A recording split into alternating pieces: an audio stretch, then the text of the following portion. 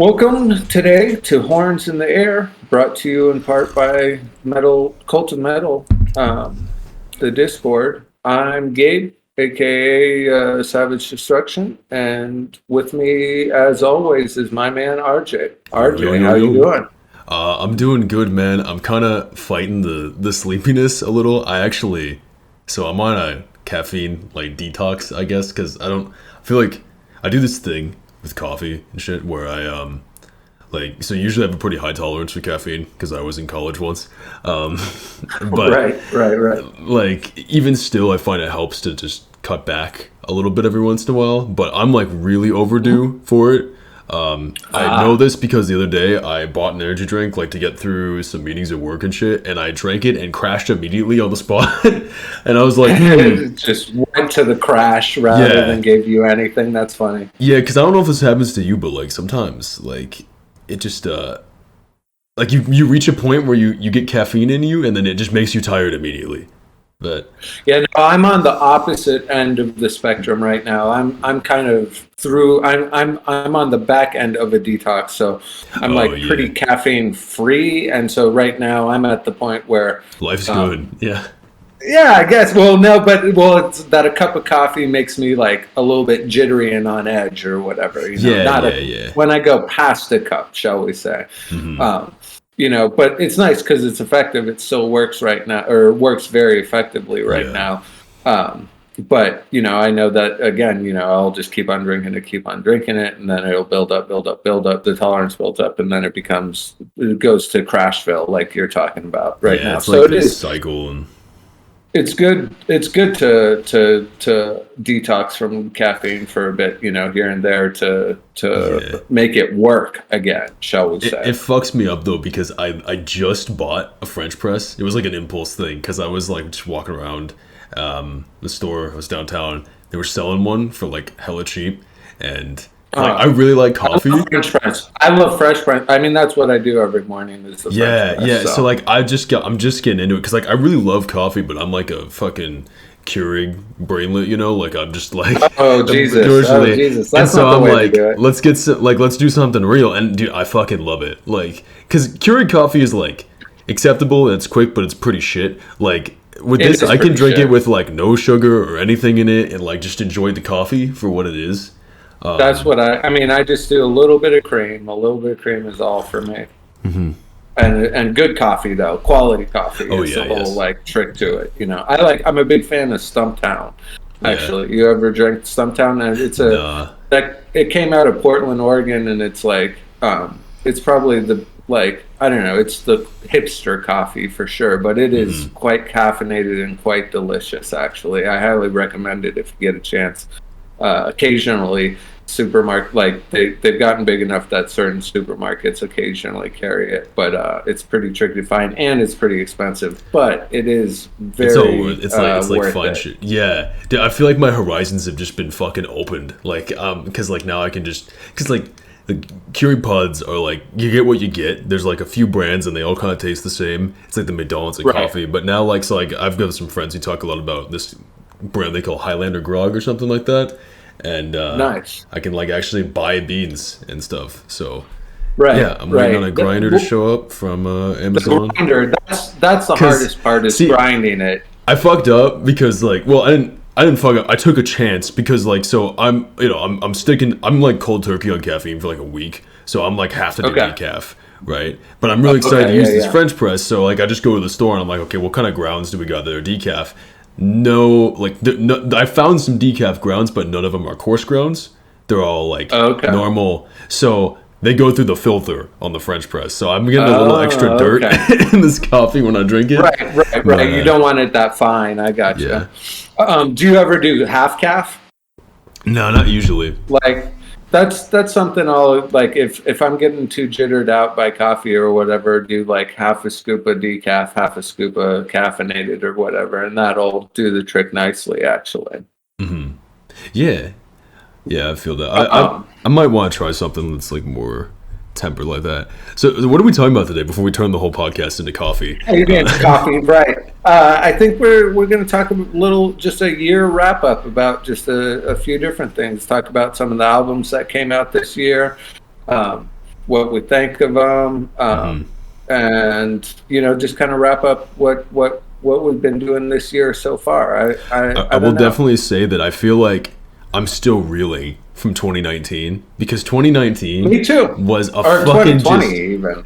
Well, I mean, in terms of releases, like 2019 was just such a colossal fucking year, at least for bands that I listen to, because I'm like a core kid. Okay. Right? There were so many, dude, I think I counted. It was like at least like, it was somewhere in the ballpark of 30 to 50 albums from bands that I actively followed and was like looking forward to like hearing new music from that all came out in that year.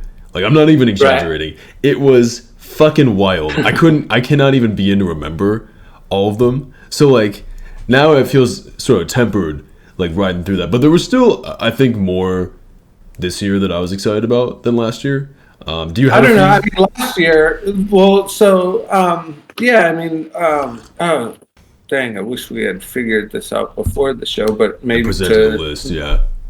If I play, we do it music. Live. Oh, do you play music? Would you hear it or no? No, I'd have to play it on my side. You can send it to me and I can play it. Okay. Let's see here. Well, so my favorite album of 2021 so far, it's the end of the year, is 200 Saplings. Their album "Slave to the Scalpel," I think, is just, it really it hit all of the indicators that they're a death metal band, but then it had just enough new style in it and new little twists and turns that really made me happy that there was an album like that came out.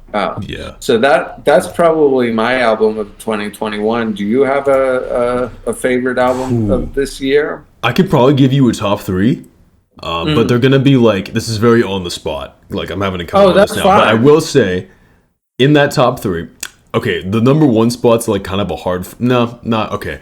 Number one. Do you want me to do 3, 2, 1 or 1, 2, 3? Like, how do you want? 3, 2, 1. Let's go 3, 2, 1. Okay, we'll save the best for last. So 3. Fuck. I can think of the first two really well, but the third one, I'm struggling. I messed up and went 1, 2, 3, but so I. For my third one, I'll start with my third one. Give you a chance to think a little bit. Gotcha, good call. I like that.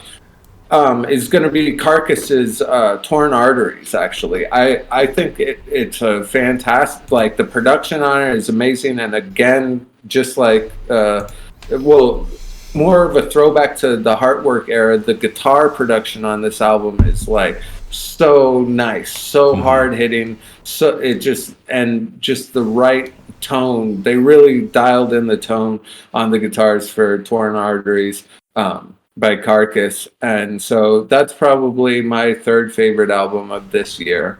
Okay. Yeah. So like, I'm not a huge, like, I'm not super familiar with Carcass. Or are they like a brutal death metal band, or are they like? Carcass is necessary, man. Heartwork is one of the most classic. I'm not even a Zoomer. I'm not a Zoomer. Don't take that seriously.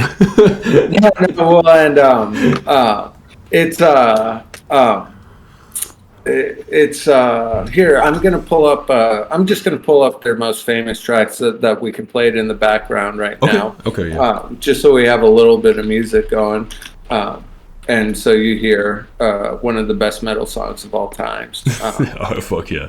Just link me in here and let me turn. Here we go. Disturb so this doesn't come through on the thing. We're just doing tech shit live. It's cool. Yeah, if I don't want anyone to see the man behind the curtain, I could just ask Dylan to bleep me out for the next 30 seconds. So there you go. Everyone knows what's up with this show. That anyone that's listening, they understand, they get it. Look, we have to keep the live aspect, even though we're pre-recorded. It makes it more legit. Exactly. Yeah. Exactly. Okay, I got this. Oh, here, let me actually make sure. Let me put this up so you can hear it. Okay. Well, and so this is. I consider this almost a top 10 metal song of all time, actually. Carcass's Heartwork, and the guitar tone at that point in time was like groundbreaking. Like nothing had come out that hard, and so I think with their new stuff that they did this year, they really matched up with it. But yeah, let's listen to a little Heartwork right now. Yeah, I got you.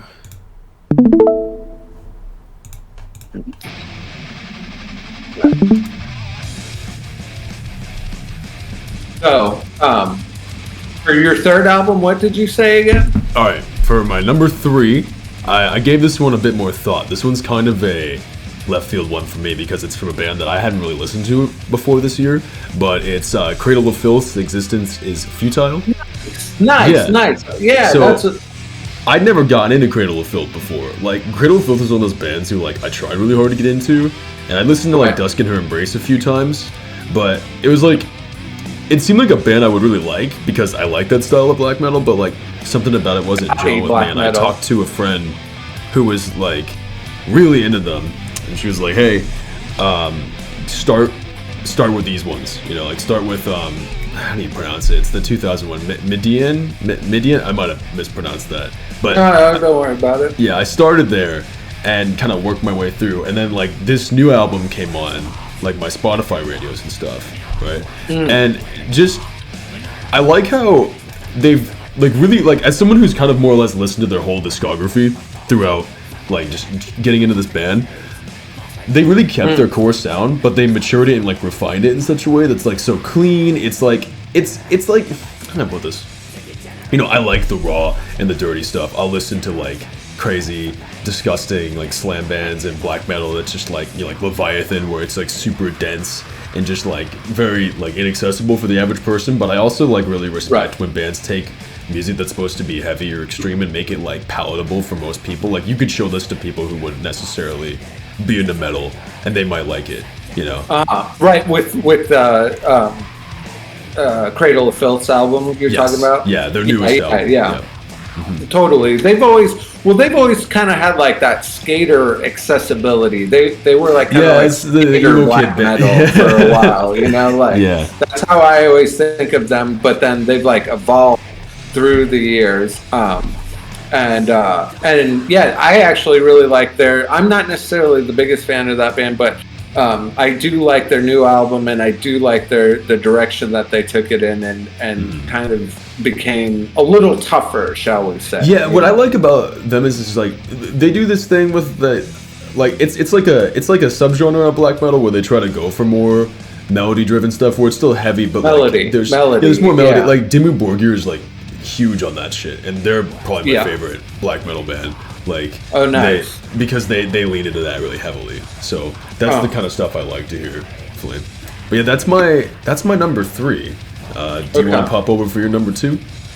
Yeah, I'm gonna have to say Cannibal Corpses album, and just because it was a nice, refreshing thing. I guess that's number 2. I don't know. It's hard, and because it's also tied with At the Gates. I really like the new Out the Gates album too. It was a good little throw. I don't know. They found a little bit of their older sound, and which, you know, for me, At the Gates, God, what's it called? Hold on one second here.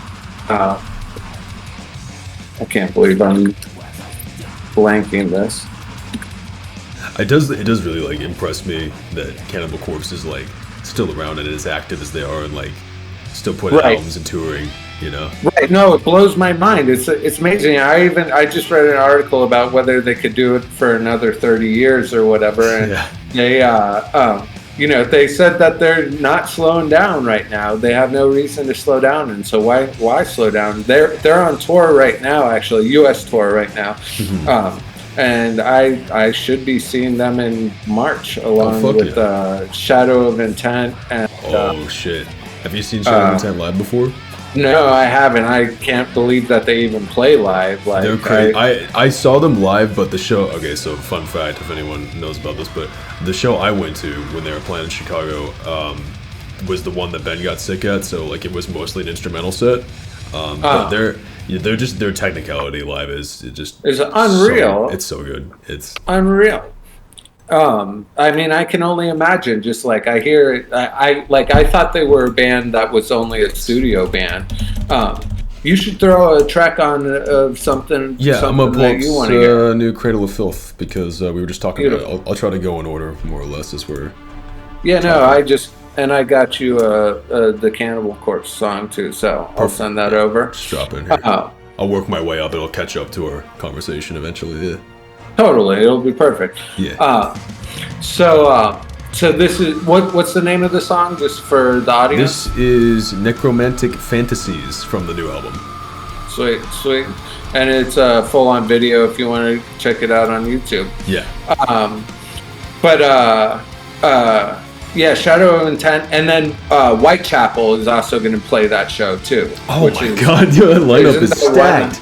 Holy shit. Yeah, I know, it's unreal. Fucking, and there's one other band that I'm missing. Here, let me see if I can find who's playing that for. But yeah, so they're still on tour, still doing their thing, still recording good fucking music too. Like I really enjoy the new Cannibal Corpse album. Like I think it's fully legit. It's not just a way to make money. It's like it's solid metal, you know. Mm-hmm.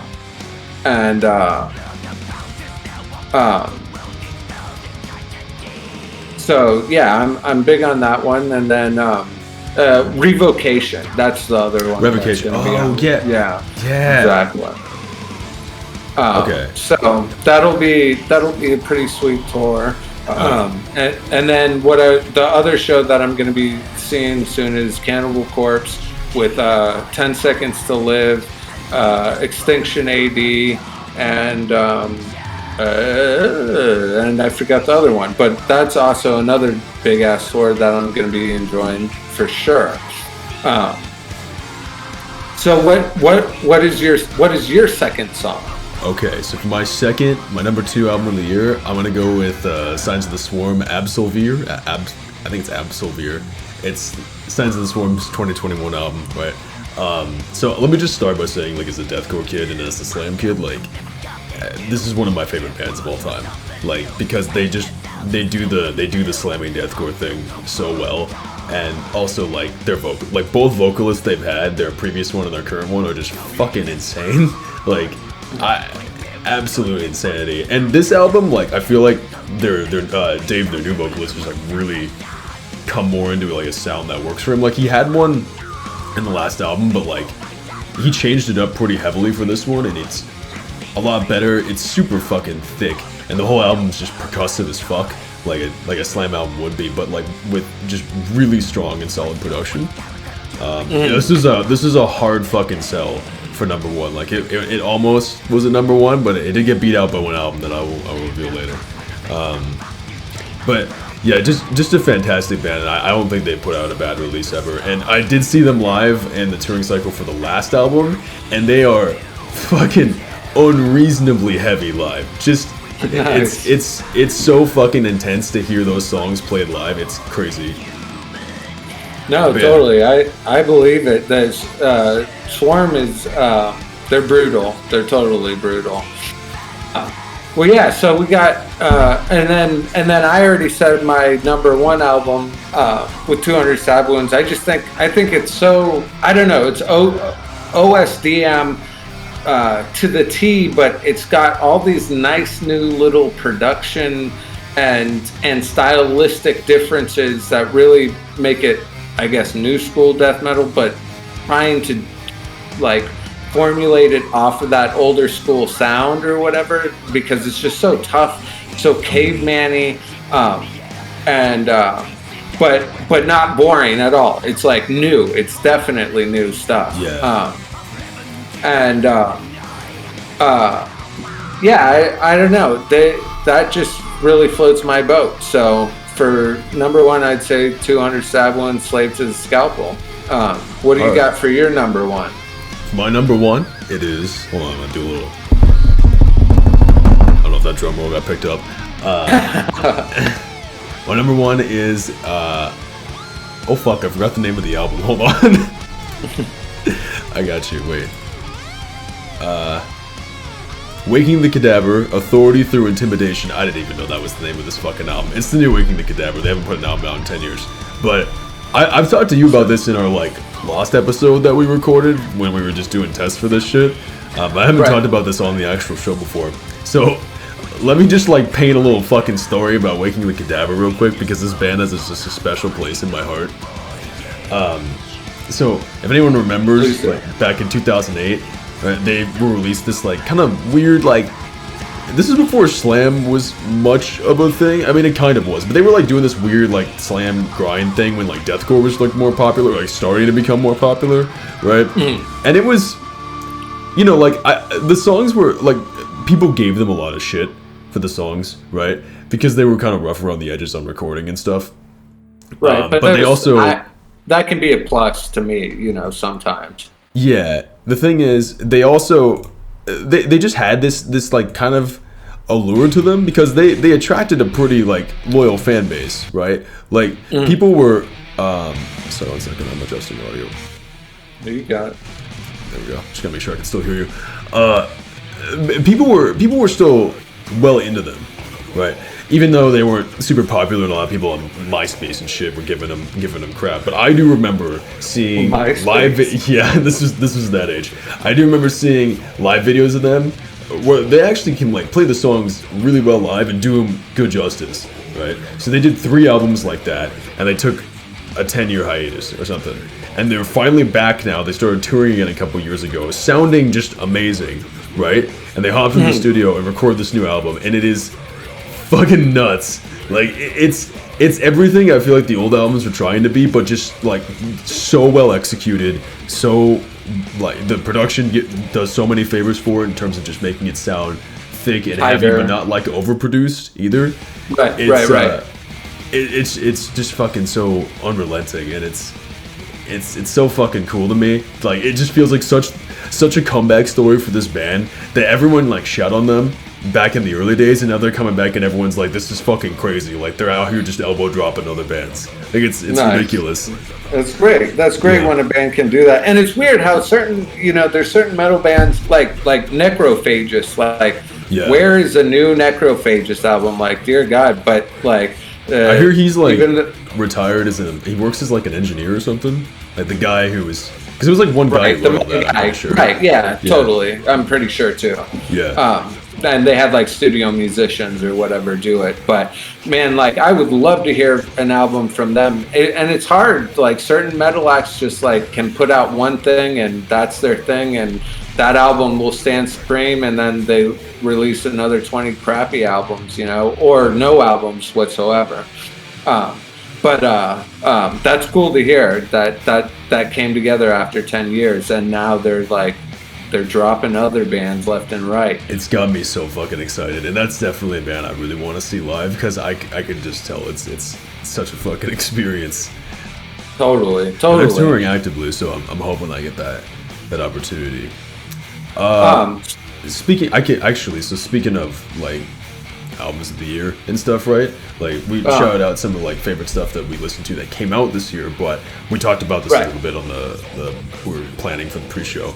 But you're on Spotify, right? Like you not sponsored in any way, but you're on Spotify. Right. They did the Wrapped this year, right? That they do every year, where they kind of give you the recap of what you listened to. I don't know if you got yours, but I do have mine to talk about, or at the very least you can remember kind of what you went through over the years.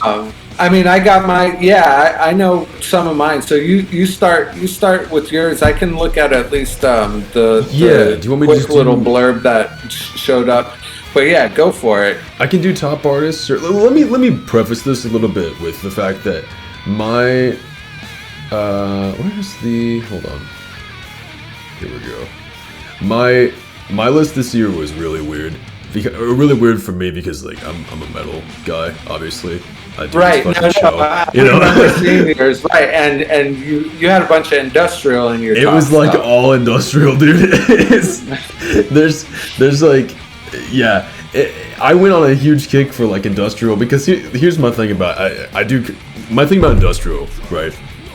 Is I started with Cell Dweller back in the day, and that kind of got me into this sort of subgenre of music, and I do wish like Dylan Reyes was here and geek out about Cell Dweller with me, but he had another project called... We gotta get him on the show again. We gotta definitely get him on the show again. Yes. Because he does so much for us behind the scenes, so it'd be great to get him on the show. But yeah, continue.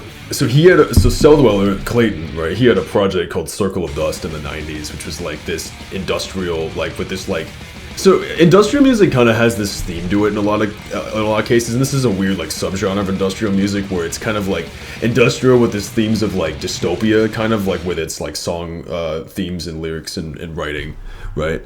One moment while I'm just gonna. Oops. Yeah, it's fine. We'll just put this on. I didn't want to go Google something else. No, actually, did I not put something else? No, in there? You did actually. Okay. I got this one. There we go. I didn't want to derail my conversation, and I did anyways by accident. But yeah, so industrial, like these Circle of Dust albums you made in the 90s had that kind of feel to it, where it was like this.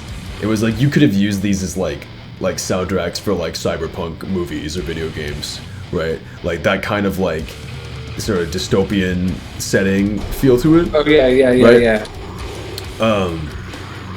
For a while, the only group that I could find that was that sort of feel was like Circle of Dust, right? And not a whole lot else. And then this year, for some reason, I just like broke through some bubble in Spotify and found all this shit, like all this music that was like exactly the subgenre I'm looking for on other artists, right. You know, and it was such a breath of fresh air. And some of them are 90s, some of them are, you know, more modern. I know Orgy well, Orgy's well 90s. just because. Yeah, exactly. And that was on your top, which I couldn't believe. I was like, is that right? Orgy? Who listens to Orgy these days? But apparently you listen to Orgy because I discovered Orgy this year, and so I was just like obsessed with it. Vapor Transmission was the album, the big one. That was listening to that. Their cover of Blue Monday was the big thing for me. I remember them. Mm-hmm. But yeah, no, Orgy. Korn actually is who found Orgy and made them famous or whatever. Really, I didn't know that. Yeah. They're like signed to Korn's. They're like imprint on whatever major label they're on or whatever, but they were discovered by Korn actually, and that's how they came to be and were really big in the 90s for 6 months, 15 minutes or whatever. But then, and that's why I was so surprised that it's still there or whatever. But good music is good music. Oh yeah, and for me too, it was like that filled such a niche for me that I like was really looking for. The other big one that's on this list is ChemLab. I don't know if you know ChemLab. I do know ChemLab. There was I remember it because they had a cover that was like super anime-esque or whatever. Mm-hmm. And I would go to the record store and I'd be looking through CDs and I was always like, oh, that looks so cool. It looks so cool. And like, but I don't know if I, because you couldn't listen to stuff necessarily. It was a rap CD or whatever. And I ended up getting it. And to be honest, I was a little bit disappointed because I was looking for, very specific kind of hard metal. But they have their whole little industrial type electronic metal thing going on, and they do it really well actually. So there's just something about this genre of industrial that like really like I just love the vibe out to it. I found Burnout at the Hydrogen Bar was the album I kind of discovered them through, and that just it's mainly been that album, and then I think the other one's called Exile on Mainline. Those are two main ones. That's the one that I was fascinated as a kid. It's the dude with the gun on the cover, right? Yes, exactly. And I thought it was the coolest looking thing back when I was a kid. Yeah. And they got me on their album art for sure. Yeah. It's definitely pretty, like, it's mellow music for me. Like, it's the kind of shit that I like to kind of have in the background to chill, Maybe for some people. Oh, totally. No, I mean, but yeah. That's the thing for my year's wrap up. My top two artists go Infant Annihilator, and then the second one is Angelo Badalamenti. Can I ask you real quick? Actually, what's your favorite Infant Annihilator album? Because I was like really into that, and I still am. But I don't know. I gotta. It's hard. It might be Egg. It might be the newest one. I think it's probably the newest one because it just does. They tighten their product up so much. Absolutely silly shit on that album, but it's pretty ridiculous. Exactly. It's very over the top. But the Elysian Grandival whatever the fuck. I don't know how to pronounce that name. Yeah. Galliard has a song which was my most listened to song called "Behold the Kingdom of the." Oh yeah, the 17-minute one. Yeah. Exactly, and I love it because it's like 5 or 6 different vocal artists, and they are just showing off for each other, and it is hilarious how hard and how weird and how they just are going as hard as fucking possible. Yeah, totally. Well, and it's just so much fun to hear that as like a kind of competition type of thing, but then they bring it together as a track or whatever, and it blows my mind every time I listen to it. So that was actually, I think, the most listened to song. Oh no, second most listened to song, behind Cannibal Corpses' "Scourge of Iron" for me. But like I said, Angelo Badalamenti, he does Badalamenti. Sorry, I keep on mispronouncing that name. It's a hard one. He does the words are hard. We're American. That's. It's true, and he does all of John Waters' David Lynch, not John Waters. David Lynch's, he does all of David Lynch's soundtracks, and the Twin Peaks stuff, and that's I go to sleep to that shit. I love that shit, and so I have that on constantly because it's just kind of weird, dark, sleazy, jazzy music. Has nothing to do with metal, but actually, because like I got this weird like. Okay, I'm gonna get really obscure on you for a second. Do you know of an old fucking video game called Vampire the Masquerade Bloodlines? I don't. But what was it on? What was it on? It was a PC game. Okay, it was like very early 2000s. Okay. Yeah, so it had like this soundtrack that's very like dark, like you said, like the dark, sleazy kind of jazzy soundtrack, and there's just like, I don't know, it's just that kind of itch in your brain that's scratched, or just makes me want to walk around the city at night with that in my headphones, you know? Right. No, that's exactly it. It's like city music. It's like city night music. It's so perfect. Yeah. And so for the third of my artists was the Black Dahlia Murder, but that's mostly because Verminous came out in 2020, and I just still was listening to Verminous all the way through or whatever. I love Black Dahlia. I want to see them in the U.S. so bad. They came through already this year, and I think they're trying to work on a European tour before they come back again in the U.S. Did I talk about this on the show? It was at their headlining show. They headlined for Summer Slaughter, and that was the show that we were going to see them, but we missed them because the kid had the seizure, the dying seizure. I don't think I discussed this one on the show. I'll save this story for a different episode. I did on a trial, like a test recording that we did.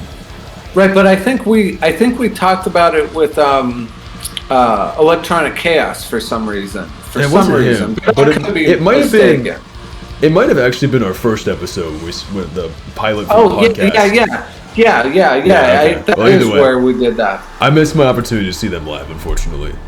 Well, that's a shame. I've seen them once, and they were opening up for Nile and King Diamond, and Behemoth opened up for them.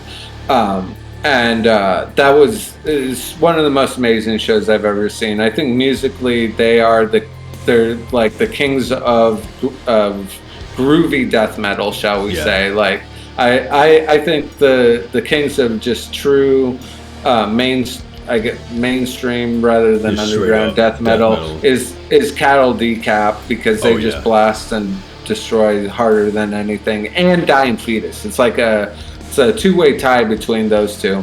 And that incidentally is my fourth artist of most listened artists of the year is Dying Fetus.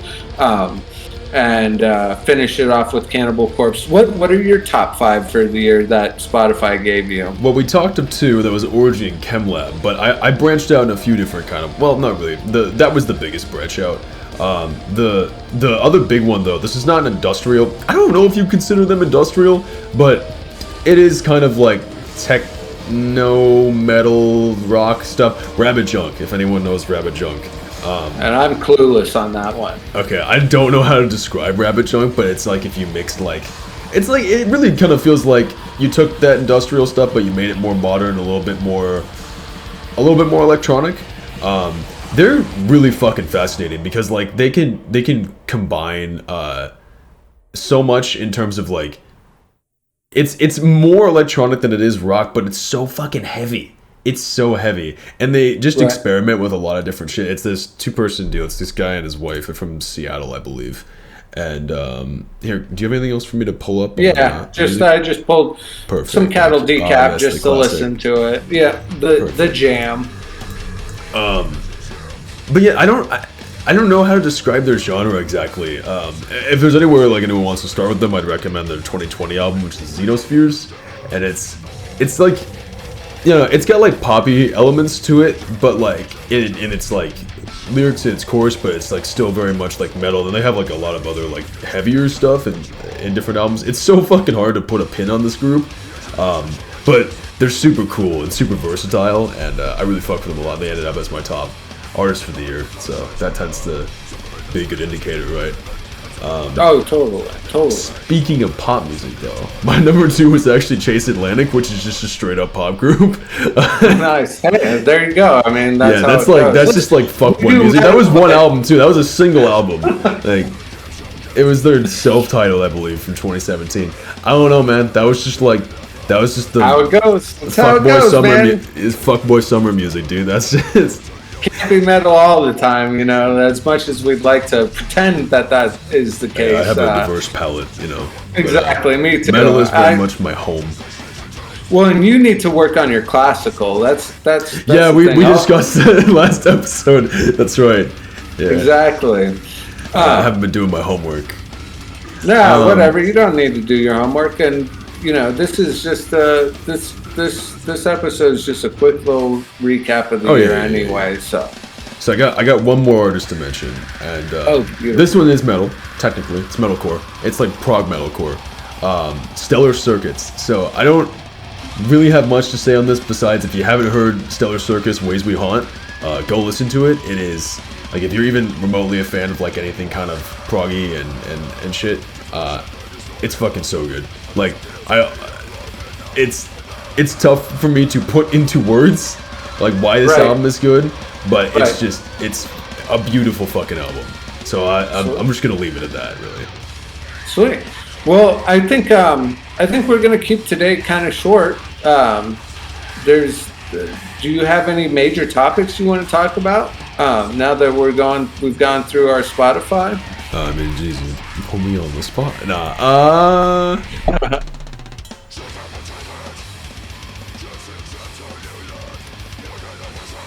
Yeah, I don't think I have much to say. I don't think I have much to say. I mean, I think we're keeping it a short one. Big stuff I got to say is go Max Verstappen and congratulations on his F1 championship. The F1 championship just settled up, and there was a bunch of calamity about it. But the dude I was going for won, so I'm stoked on that. I want everyone just to be super safe with COVID, man, and you know, being around family and all that. Just like be as smart as possible with your COVID precautions, because it still is not safe out there, and you know, we've got a ways to go, and just I just hope everyone stays safe. The nice thing is that life's still going on. People are adapting and all that, but it is. It's nice that we have shows coming back. I am so grateful for shows to be coming back, and you know, like, and I'm able to go to them. I actually went and checked out a DIY space here in Tucson this week to see about volunteering, but they made me feel old. They made me feel really old, and you're so only as I don't old know as if you I'm feel, going right? to be able to. That's true, but man, they made me feel old. I'll say that much. And they're out here just like talking in slang that you don't recognize, and yeah, well, a little bit of that references. Yeah, exactly. I don't, and honest to God, don't even joke about that. I don't even know how to use TikTok. Like, Bro, I don't use I'm TikTok. trying to figure it out. Look, all right, I'm gonna fucking say this. All right, we're not ending the show yet because I need to talk about this. Okay, that's fine. Let me just say that, like, okay, I might get put on blast for this. I don't know who the fuck's gonna put me on blast for this because, like, I will clap back at you. All right, I have your DMs, but people seem to be under the impression that TikTok is like where metal's gonna move to in terms of like community and shit. Which, like, I don't know who the fuck. It's not metal specifically, but I music. just don't even know. Yeah, but how? Here's the thing. Like, let me clarify a thing. Like, what TikTok is, right? Is it's very like sensationalist, right? And it kind of like boils things down away from their essence to just be like consumable or like, haha, funny meme. Right, but that's not really the way it's like just little bits. That's not what people don't realize is that metal's an underground genre, right? So it's something that people go to not because it's popular, but because there's something in it they see, whether that's like personal reasons or the artistry or the people they know, right? And so there's more important reasons to stick around than just to follow trends, right? Right, it's like, not a trend. Yeah, like you see some of that shit coming around with like I remember when like Lorna Shore put To the Hellfire out, there was like a vocal breakdown like viral channel, like you'll see shit like that float around, but like that's not what keeps people listening to the music. Like people listen to the music because it's good music, right? So not because it's a goofy thing. I'm not rushing to download TikTok. Last time I did, I regretted it, so I wouldn't sweat it too much, Gabe. I'm not. Well, I'm just shocked because I see a lot of output and people go, oh yeah, TikTok's great, but I'm like, do you actually post on TikTok? Because it kind of takes a certain amount of nerve to post on TikTok, and most of it's just garbage anyway. I don't know. I don't like how it feels like most of the content that is successful there requires you to make an ass of yourself and or thirst trap. It's a lot of voyeurism going on with it too. And I don't want people looking into my life. Like that's the last thing I want. Fucking Jesus Christ is millions of strangers to have access into my world scares the hell out of me. And there's that the couch guy meme or something like that. Couch guy? I know what you're talking about. It's that video. It's that fucking video of that dude. It's like his girlfriend comes in or whatever, and people are just like super overanalyzing everyone's body language to be like, "Oh, she was cheating on him." Or so, dude, I don't understand it. Ripped apart. I don't understand it. Like I don't get it. And people showed up into his real life, like trying to mess with him about it. Yeah, and because everyone felt like they had some right of knowledge to go for it over a video of this dude's girlfriend showing up a little bit early from her trip to surprise him that she came back, and there's nothing there, and it's like what, like that fucks me up because it's like okay, like I will say that like I feel like a big part of that is because like the culture's so young, right? TikTok's mostly kids, and what you have is people who are like adults who also tune into these platforms, and now like before, when you were a kid, you didn't have as much access to like social media, right? So like you didn't have as much influence on like culture, right? But now like kids are growing up with shit like this. Yeah, kind of. It was a measured influence, right? But like now it's like this is like the equivalent. It's like the cultural equivalent of like kids pressuring their parents to buy them shit, but instead of that, it's like, kids make a big deal out of something like here, and then like older people start paying attention to it as well, and they're like, well, is there something here? Like that the couch guy thing fucks me up because it's like, I feel like you learn, especially as you get older, that like you can't overanalyze people because people are just different, right? Like you don't always know. And people are just people. Yeah, people are just people, right? So it's like that doesn't feel like something most like I hate to sound like I'm like you're all just fucking kids and I'm old as shit. No, but it's not something most adults would do. You know what I mean? Yeah, it's not a very mature. There's not a lot of maturity to what TikTok actually is. Yeah. Like, and in terms of where it's viable or whatever. Like, because otherwise it's kind of about like picking apart, either psychologically picking apart 10-second piece, an out of context piece of media. I mean, that's exactly it. Is there's zero context to TikTok, and that's, I guess, how it works. I mean, have you seen this shit? Why it doesn't work for me? You know, have you seen this shit where it's the fucking kids just stealing stuff from their schools? Like they'll just be stealing like exit signs and fucking like no, yeah, it's stuff. Well, like and that's what I used to do, but why you would I? But you didn't rat on yourself by putting yeah. Exactly. Like I'm like, you need one parent or a teacher who knows what fucking TikTok is to like. You ratted yourself out. Like you've created evidence. It just doesn't make sense, and it's to make yourself more popular, I guess. But it's like, I don't know. There is a lot of like clout chasing involved with it. I don't like to completely shit on this kind. Like I don't like to look at something and shit on it completely. There's fun but stuff it's with it. It's tough for me to recognize. It's tough for me to recognize like.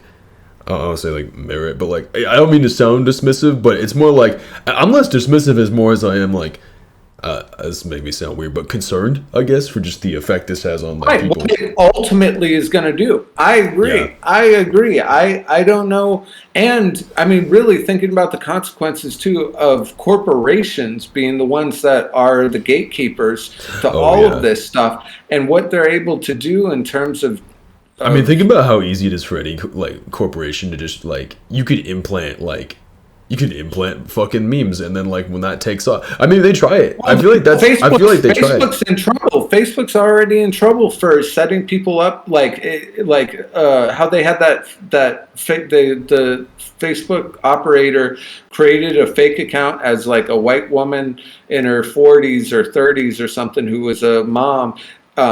And was Republican and one other, like just a few other basic cues. But then within 2 weeks, it was all QAnon stuff, QAnon rabbit hole on her feed or whatever. And that's what the corporations are letting happen or intentionally doing. You know, I don't even know. And so like with TikTok, it's just that much more of a window into your world. So I don't know, you know, and it's not like I'm deleting it, but I just don't. I'm too old to get it. Maybe I guess. I don't know. I mean, I feel that. Look. I think the nice thing is I wouldn't worry about it being requisite for anything musician related, because I think the people who say that are like those are the FOMO guys, right? The people who are like, oh, I'm not on the trend, so it's like I'm missing the boat. It's just not really how that works, right? You know? No, it's not. It's not, because I mean I've been doing it for long enough to know what it actually takes and what it doesn't take. Because I don't have it quite yet right now, but I've had it at different points in my life, and you know, TikTok isn't the only way to do it. That's for sure. Well, so 2021. What a bogus year, kind of. I'm not going to be a supreme hater, but it sucked. I don't know. It just sucked. It was better than COVID. The year before, I guess. I mean, I guess. I don't even. These years suck, and I don't want to hear anything about the new normal, because this is not the new normal. We've got to get to a point. I mean, there's been other. What do you call it? Pandemics in human history before. We had the Black Plague and stuff like that, and obviously we returned to normalcy from that. And so I'm just hoping that we do find, hopefully, maybe in this next year we find a return to normalcy. But I don't want to hear anything about the new normal, because that's I know this isn't normal. We're not living a normal life. Yeah. I want to hear about shouts out to Cult of Metal for promoting us, and thanks for giving us a place to host the podcast. So go ahead and check them out if you're interested. Nice. Yeah, do check out Cult of Metal. Yeah. They are our family, and big shout out to Donut Man. Thanks for having this all happen together. I got a bunch of appreciation for it. But yeah, hopefully you guys enjoy the show. Make sure you're, got stuff to submit in the Discord. We should start linking the Discord in the fucking YouTube videos so people can find it easier. I think that's a great idea. But yeah, we really need submissions of like anything, any content that you want to see on the show, regardless of it even being music, any sort of media, anything, any content you want to see. Please push it forward towards us in the Discord, and we will get on it for sure. All right. Well, this is this week's installment of Horns in the Air. Enjoy. Have a happy New Year. Happy holidays.